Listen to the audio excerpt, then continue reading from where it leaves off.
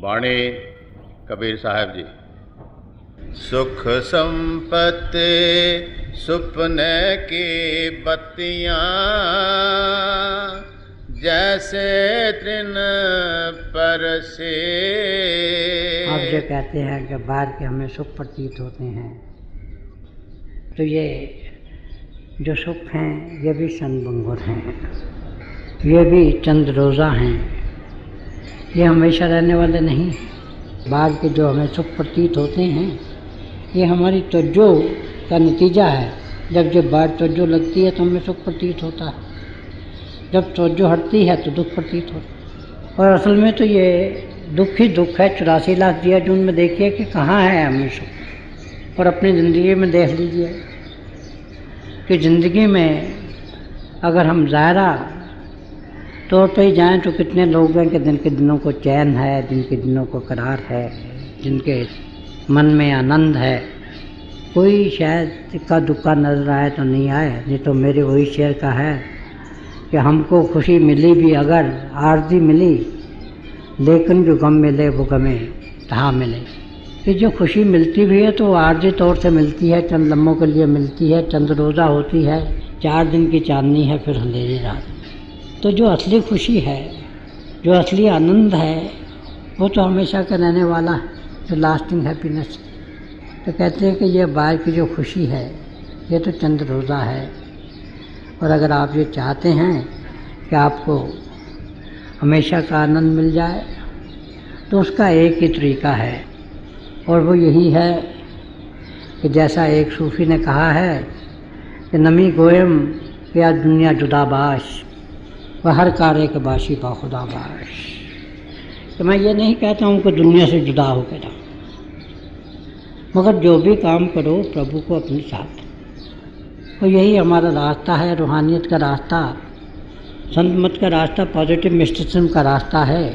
यह ऐसा रास्ता नहीं है कि हम दुनिया को छोड़ जाएं, बियाबानों में चले जाएं, वीरानों में चले जाएं, हिमालय की बर्फानी जो गुफाएं हैं उनमें चले जाएं, वहाँ जाके जीवन व्यतीत करें। हमारा तो यही काम है कि दुनिया में रहें, दुनिया के जितने फ़र्ज़ हैं सबके सब फ़र्ज़ पूरे करें। हमारा माँ बाप के तय फ़र्ज़ है, फैमिली की और फ़र्ज़ है, सोसाइटी के और फ़र्ज़ है, हमारे अपनी नेशन के और फ़र्ज़ है, कौम की और फ़र्ज़ है। इसी तरह से इससे बढ़ के अंतर्राष्ट्रीय लेवल पे है, इंटरनेशनल लेवल पे है, और फिर कॉस्मिक लेवल पे।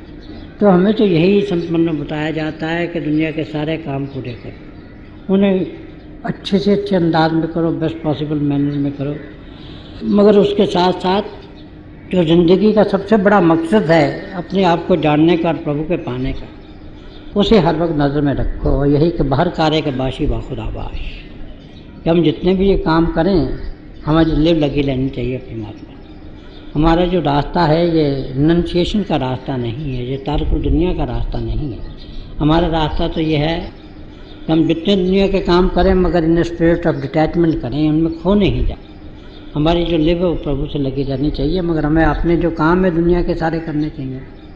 तो यही बता रहे हैं कि अगर हम ये चाहते हैं कि हम हमेशा का सुख, हमेशा का चैन पा जाएँ, तो उसका एक यही तरीका है कि हम ये जो दुनिया है इसके काम तो सारे करें मगर उनमें खो नहीं जाएं। इब्राहिम बिन आदम की ज़िंदगी का एक वाक़या है कि एक दफ़ा एक फ़कीर आया और आके उनके जो महल था में आके वो बैठ गया।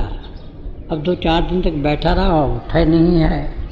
अब चूँकि फ़कीर था, उससे उसके जो दरबारी थे, उसके जो वहाँ के गार्ड थे, वो भी घबराते थे कि कोई हमें दुआई दे दे।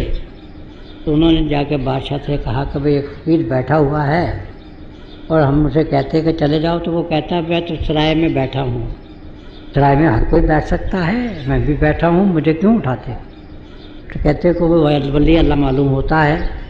तो उसके पास गया, मगर ये जो बादशाह लोग थे उस वक्त के, वो कुछ ना कुछ अंदरूनी बसीरत रखते थे। वहाँ कहा कि आपने ये फरमाया कि ये एक सराय है, ये सराय कैसे है। उन्होंने कहा बात कर लो भाई, बताओ अब आप कौन रहता है यहाँ। कहने लगा मैं रहता हूँ, मेरी फैमिली रहती।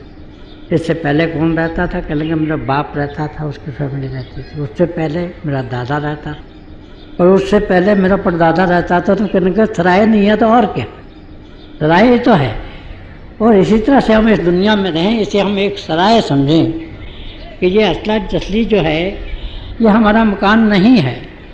हम तो महाराज जी कहते थे कि ये जो हमारा जिस्म है हम इसके मकीन हैं, मगर हम ये भूल गए हैं कि हम इसके में रहने वाले हैं, इसके मकीन हैं। हम तो अपने आप को मकान समझ बैठे। तो जब तक हम ये समझें कि ये दुनिया एक सराह है, हमें अपने निजगर में जाना है। जो निजगर में जाना है वही हमारी ज़िंदगी का असली ध्येय है।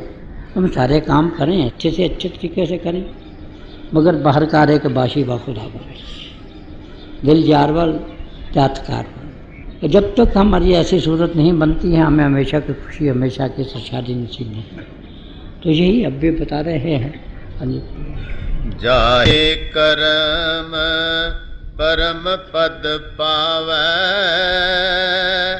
सोहे करम करो मेर। अब ये कहते हैं कि भाई जो हमें अपने प्रभु में ले जाए हमें वही काम करना चाहिए।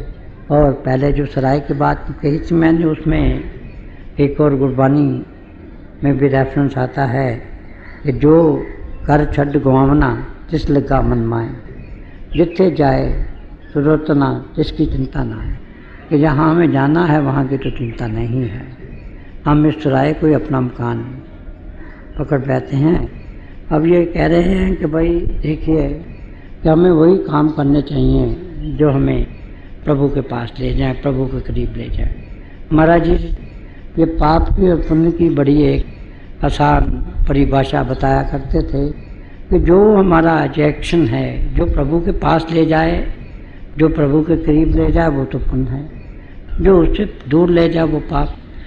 तो यही कह रहे हैं कि भाई जो भी हम काम करें हमें एक ही कसौटी को से परखना चाहिए कि वो काम हमें प्रभु के करीब ले जा रहा है या प्रभु से दूर ले जा रहा है। जो चीज़ हमें प्रभु के करीब ले जाइए वो काम हमें करना चाहिए। और ये कौन सा चीज़ है जो हमें प्रभु के करीब ले जाती? एक तो साधु की संगत, दूसरी नाम की जो भक्ति है वो करनी है, दूसरी जो है वो गुरु का जो मेल है वो वही। बाकी तो दुनिया की जितनी चीज़ें हैं सब नाशवान हैं। जो खुद नाशवान है वो हमें प्रभु के पास कैसे ले जाएंगे? तो यही बता रहे हैं कि भाई हमें ज़िंदगी के जितने भी क्षण हैं ज़्यादा से ज़्यादा साधु की संगत, किसी संत सतगुरु हस्ती की सोबत में गुजारनी। और उसकी सोबत भी क्या है जिसका भी संत महात्माओं ने वर्णन किया है। हम ये कहते हैं जी हम 30 वर्ष के सत्संगी, कितनी देर आपने सत्य संग किया है? सत्य क्या है? आज सत्य, रात सत्य है भी सच, नानक हो चुके। और हम जो कहते हैं जी हम तो सत्संग में बैठे हैं। बस सत्संग में बैठे हैं, हमारा मन जो है वो कभी पेरिस की गलियों में चक्कर लगा रहा है, कभी यहाँ अजमल खान रोड पे लगा रहा है, कभी खराब स्टेशन लगा रहा है।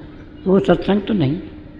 सत्संग तो वही है कि जब हम गुरु के अगर सन्मुख बैठे हैं तो हम गुरु में खो गए हैं। ऐसी हालत है कि मैं तो हो जाता हूँ गुम जलवाए जानाना में, यार बता कैसा है वो तूने तो देखा।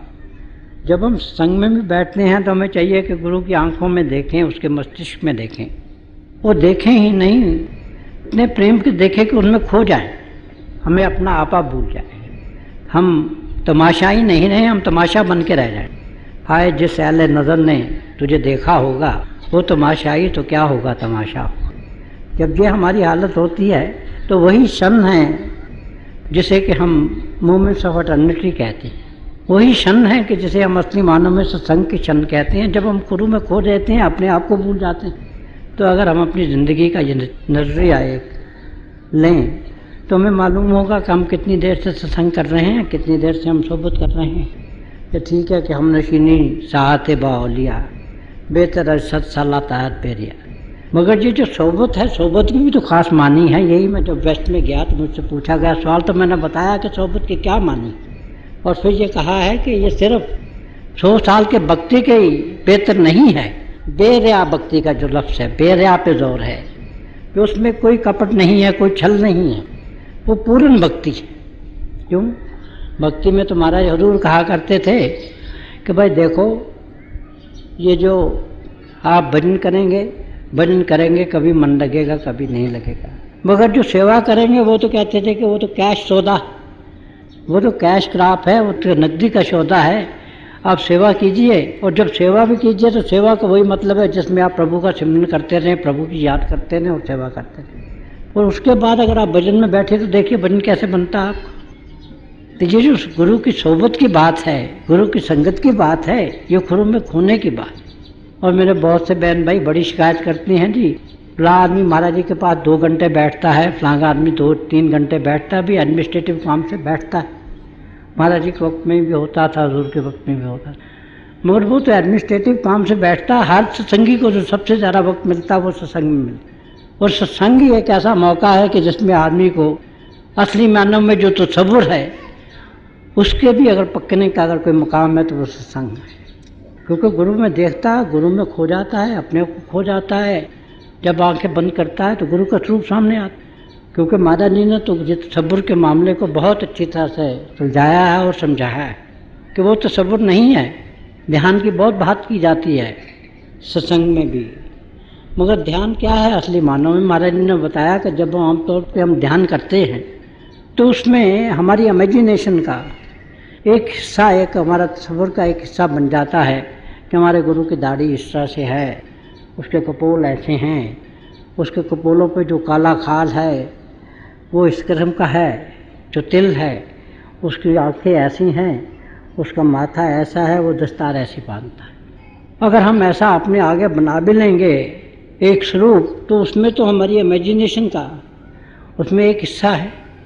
वो कहते हैं नहीं, स्वरूप वही है जो जिस तरह से बच्चा बाहर खेल रहा है मैदान में, माँ बैठी है रसोई में, माँ आंखें बंद करती है, बच्चे का स्वरूप देखती है। और यही सत्संग मौका है कि जिसमें आदमी का स्वरूप पक सकता है, आदमी गुरु के मस्तिष्क में देखे, उसकी आंखों में देखे, उसमें खो जाए, और फिर जब वो ध्यान करेगा तो पूरे का पूरा उसका स्वरूप सामने आए। और तसव्वुर के समझाने के लिए भी महाराज जी खुदा का लफ्ज़ इस्तेमाल किया करते थे। तो तसव्वुर वही है जिस तरह से खुदा के मैंने जो खुद आ जाए, जो खुद आ जाए वही तसव्वुर है। जो बनाया नहीं जाए वो, जो बनाया जाए वो तसव्वुर नहीं। तो मैं सत्संग की बात कर रहा था कि असली मानव में सत्संग क्या है। हम बहुत दावे करते हैं, दावेदार तो बहुत होते हैं, मगर हमने कितनी देर सत्संग किया है, कभी हमने ये सोचा है?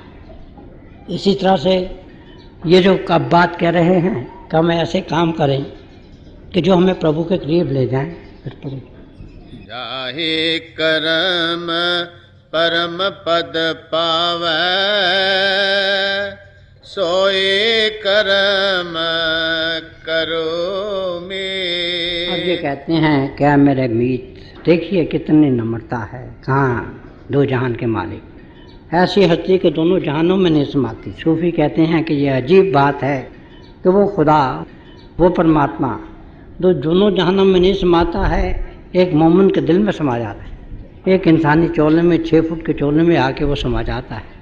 अब ये कह रहे हैं मगर नम्रता देखिए आप कि भाई ऐसे काम करो जो कि आपको प्रभु के पास ले जाएं, जो परम पद के पास ले जाएं। अब परम पद क्या है हमारा? परम पद वही है कि हमारी आत्मा का परमात्मा का मिलाप हो जाए। और अब ये कर्म की बात कर रहे हैं कि हमें ऐसे काम करने चाहिए, ये सदाचारी जीवन की बात कर रहे हैं, क्योंकि ethical life is stepping stone to spirituality, कि हमें एथिकल लाइफ का बेस बनना चाहिए। और जब वो बेस बन जाएगा फिर हमें बूस्ट मिलती, वो बूस्ट मिलती है from the lyrical glances of the master, कि जो साकी की, जो हमारे गुरु की, जो मुर्शिद कामिल की जो नजर करम है, उससे जब हमें बाहर मिलता है तो हम इनर स्पेस में चले जाते हैं, अंदरूनी मंडलों में तय करना शुरू कर देते हैं उसका सफर। तो कहते हैं हमारा जो पहला एथिकल बेस है, हमारा जो जीवन है, वो तो सदाचारी होना चाहिए। हमारे जितनी भी परमात्मा की खूबियाँ सब होनी चाहिए उसमें। अब देखिए हमें नम्रता कहाँ है, सच्चाई कहाँ है, निष्काम सेवा का मादा कहाँ है। इसी तरह से हमारे जीवन में पवित्रता कहाँ है, और हम हिंसा का कितनी देर तक हम पालन करते हैं। इसीलिए महाराज जी इतना जोर देते थे कि डायरी रखो। अगर हम डायरी रोज रखें तो हमारी असलियत हमारे सामने आती है। रात का आईना जो है हमारे सामने आता है, देख सकते हैं हम किसमें कितने बदलमा दाग हैं। और हमने तो अपने उस भी तुमसे मिलना है तो जो संसार का दो जहान का जो वाली, तो ये कहते हैं भाई ऐसे कर्म करो, अपना जो जीवन है उसे ऐसा सदाचारी बनाओ कि सदाचार का आपका बेस बन जाए, और फिर जब गुरु की नज़्ज़े कर्म से आपको भार मिलेगा, जब वो नदरों नदी आपको निहाल करेगा, तो फिर आप रूहानी मंडों में सफ़र करने वाले बन जाएंगे। चरण आए सो सब ही उभारे, ये साहिब के रे। आप देखिए ये रूहानियत की दो स्टेजेस का जिक्र कर रहे हैं। पहली स्टेज में तो कर्म का जिक्र किया है, जिसमें ये कहा है कि हमारा जीवन सदाचारी होना चाहिए। अब उससे ऊपर उठ के कहते हैं कि दो रास्ते हैं रूहानियत में, एक है करनी का, एक है शरण का। करनी का रास्ता तो ये है कुछ तरक्की की, उसके बाद फिर तनज़्ज़ुल हो गया, तरक्की हो गई, फिर तरक्की हुई, फिर तरक्की हो गई। इसी तरह से कभी हमारी प्रोग्रेस हो गई, कभी रेट्रोग्रेशन हो गई, कभी हमने तरक्की कर ली, कभी तरक्की कर ली। आहिस्ता आहिस्ता धीरे धीरे चलता है। इसमें वो अंग्रेजी में मैंने एक बचपन में कहानी पढ़ी थी Robert Bruce and the spider की। तो वो ये बताते थे कि उसने एक मकड़ी को देखा, तो जाले पे ऊपर उठती थी, फिर गिर जाती थी, फिर उठती थी, फिर गिर जाती थी, फिर उठती थी, फिर इस करता था, इस तरह चलती है। मगर इस रास्ते में जो आखिरी मंजिल है वो वही आती है कि जिसमें अपने आप को गुरु के अपने को हवाले करना पड़ता है। ये एफर्टलेस एफर्ट का पार्ट है। प्रभु को पाने के दो रास्ते हैं और यही बताए हैं सब सूफियों ने। एक तो ये कहा है कि एफर्टलेस एफर्ट का पार्ट है, और दूसरा ये है कि बी विद जो master all alone, be with God all alone. अगर हमें ये दो राज समझ में आ जाए, उन पे अमल करना शुरू कर दे, तो रूहानियत में कोई तरक्की नहीं, कोई मुश्किल नहीं बनती, उसमें तरक्की के चांसेस बहुत बढ़ जाते हैं। तो ये अब एफर्टलेस एफर्ट की बात कर रहे हैं कि जब तक हम अपनी कोशिश करते हैं, उसमें अपनापन है, हम अपनी मंजिल मकसूद को नहीं पहुँच सकते। ये जो रास्ता है हमारी करने का रास्ता है, इसकी भी जो आखिर मंजिल है उसमें शरण का पास आ जाता है। करने का जो रास्ता है लंबा रास्ता है, और उसकी जो आखिरी स्टेज है उसे शरण का मार्ग कहते हैं। और ये शरण है अगर शुरू से ही अपने गुरु को हवाले कर दें। तो यही बताए हैं कि जितने दुनिया में रूहानियत के तरीके हैं कि this of all the path in spirituality, path of Santmat is the shortest, and in the path of Santmat, the path of surrendering yourself completely to the martyrs is the shortest. और फिर रूहानियत में भी दो तरीके हैं, एक करने का, एक शरण का। और जब तक आप शरण के मार्ग को नहीं अपनाते हैं, आप अपने गुरु में लीन नहीं हो सकते, प्रभु में लीन नहीं हो सकते, क्योंकि ये जो रास्ता है अपनी करने का, एफर्ट का, ये एक दर्जे पे ले जाता है, और आखिरी इसकी जो मंजिल है वो भी वही है जिसमें ये अपने आप को गुरु के हवाला कर देता है। तो यही संत महात्मा में बताते हैं, यही मुर्शिद आज़म बताते थे, यही हजूर पुरनूर बताते थे कि जब तक हम करता रहते हैं हम प्रभु को नहीं पा सकते। जब हम अपने आप को प्रभु के हवाले कर देते हैं, बिल्कुल कंप्लीटली सेल्फ सरेंडर कर देते हैं, जब हम अपनी अकल को कोई दखल नहीं होने देते, ये कहते हैं कि जो गुरु ने कहा है, ये कुरान मजीद की जो आयत, ये हमारे लिए खुदाई हुक्म है। मैं सज्जादा रंगी कुन गरत पीरे मुगांग होयत कि साकी बेखबर न बहुत जदा हो रस्म मंजिल। जब तक हम ये नहीं समझते कि जो गुरु ने कहा है यही हमारे लिए सबसे बड़ा फरमान है, ये अलाई फरमान है, हम उसके रास्ते पे नहीं चल सकते। क्यों? क्योंकि जब हम इस स्टेज को पहुंचते हैं तो हम खुद करता नहीं रहते, गुरु करता हो जाता है। और हमारी ज़िंदगी का ध्येय तो ये है कि हमें नेक कर्म होना है। जब तक हम नेक कर्म नहीं होते हमें हमेशा की मुक्ति नहीं मिल सकती। जब तक हम नेक कर्म नहीं होते हमारी आत्मा का और हमारे गुरु का विशाल नहीं हो सकता।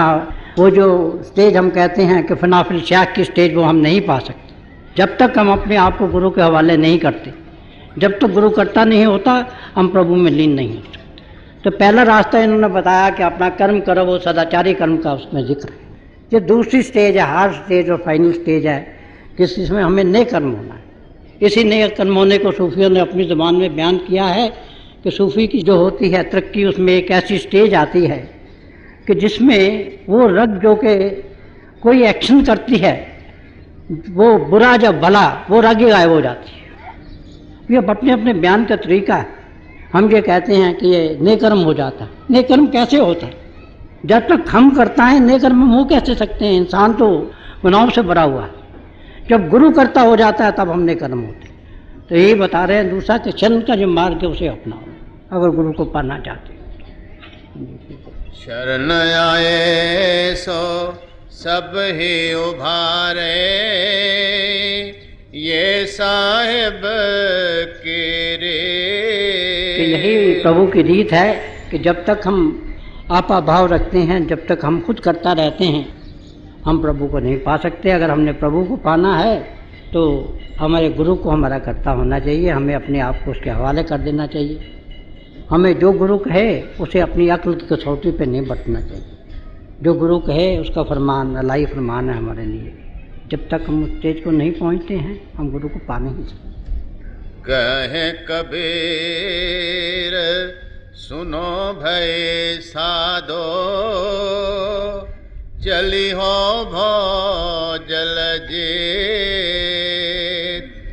अब यही बता रहे हैं कि ये गुरु की अपार दया है, मुर्शिद का ये हम पे कर्म बेहिसाब है। क्योंकि जब मुर्शिद कर्म करता है तो वो हिसाब नहीं करता। वो वैसे भी प्रेम में हिसाब तो होता नहीं। प्रेम में लेन देन का कोई सवाल नहीं होता, उसमें कोई आदमी तोलता नहीं कि कितना दिया है कितना लिया है, वो तो देना ही देना है। और इसी तरह से मुर्शिद का भी जो कर्म है वो बेहिसाब है। वो तो अखुट जो है मंडार लाता है प्रभु से रूहानियत के बख्शिश के और अपना सरोकार उसी से रखता है। और ये उसकी अपार दया का ही नतीजा है कि हमने बहुत सागर का जो बड़ा समंदर है हमारे ये दुनिया का जीवन का हमारा जो समंदर है, हमने उसकी दया और उसकी रहमत के सहारे से पार कर लिया है और अपने मंजिल मकसूद को पहुँच गए। देखिए आप ये कहते हैं कि इसमें एफर्ट का जिक्र नहीं कर रहे। पहली स्टेज इन्होंने कही कि कर्म करो, सदाचारी जीवन बनाओ। दूसरी स्टेज कही कि एफर्टलेस एफर्ट की स्टेज, वो स्टेज है जिसे कहते हैं कि being with God all alone. दो चीज़ें हैं रूहानियत में सबसे बड़ी, कि हम सिर्फ अकेले हों गुरु के साथ, हमारे साथ कोई और ख्याल नहीं हो, कोई और हमें आशा नहीं हो जीवन में, कोई उम्मीद नहीं हो, कोई तरंग नहीं हो, कोई किसी किस्म का ख्याल नहीं हो, एक प्रभु का ही ख्याल हो, एक भरोसा, एक बल, एक आस विश्वास। ऐसा अगर हमारी ऐसी ज़िंदगी बन जाए तो तभी हम ये जो हमारा संसार का ये एक सफ़र है जिसे कि समंदर के सफ़र से तस्वीर दी जाती है, जिसमें बहुत से ख़तरनाक जानवर भी होते हैं, तूफ़ान भी आते हैं, ऊंची लहरें भी आती हैं, नीची लहरें भी आती हैं। तो इन सब में से गुजारने वाला अगर कोई खवैया है तो हमारा सतगुरु है।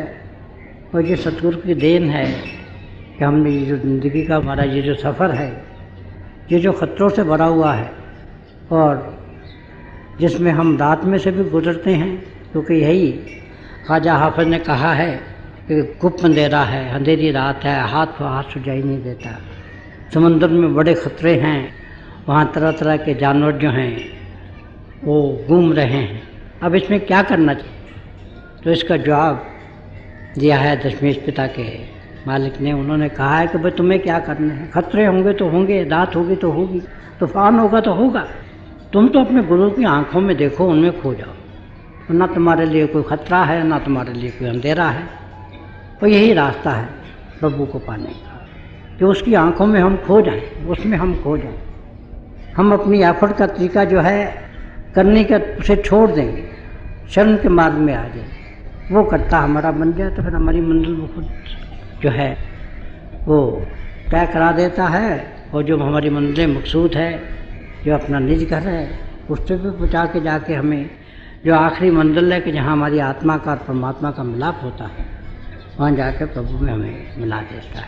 तो इसके लिए वो अपने सतगुरु का, अपने मुर्शिद कामिल का लाख लाख शुक्राना अदा करते हैं।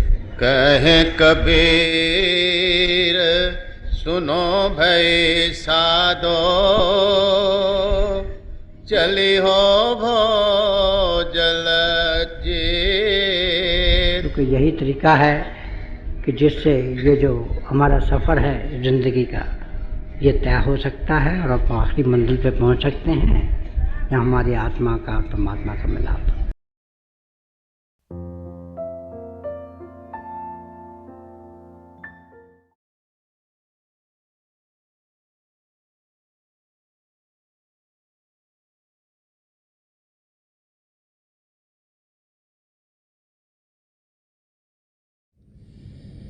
प्यारे भाई और बहनों,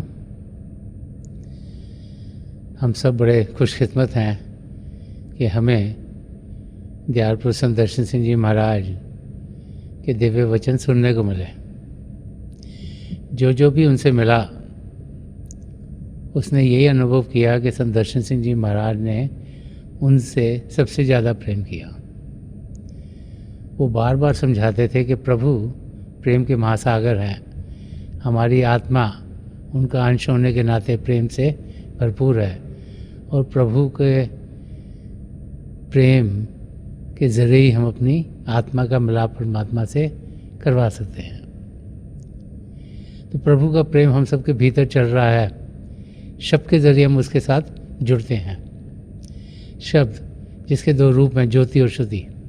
तो थोड़ी देर के लिए आप सब प्रभु की ज्योत के दर्शन के लिए बैठ जाइएगा। आप जहाँ भी बैठे आराम से बैठेगा,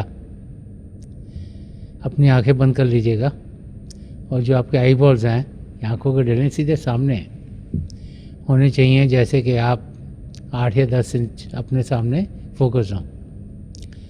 आंखें बंद करते ही वो भाई बहन जिन्हें नाम की देन मिली आप सिमरन कीजिएगा। और जो भाई बहन यहाँ नए हैं वो पिता परमेश्वर के किसी भी नाम का जाप कर सकते हैं। जाप मन ही मन करना है, ऊंचा नहीं दोहराना।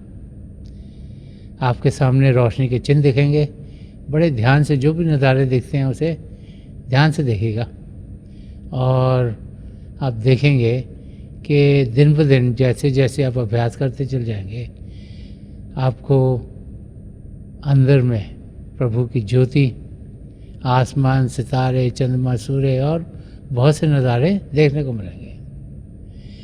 जब हम इन नज़ारों को देखते हैं तो हमें शांति मिलती है, प्रभु के प्रेम का अनुभव होता है और हम अपनी मंजिल की ओर बढ़ना शुरू कर देते हैं।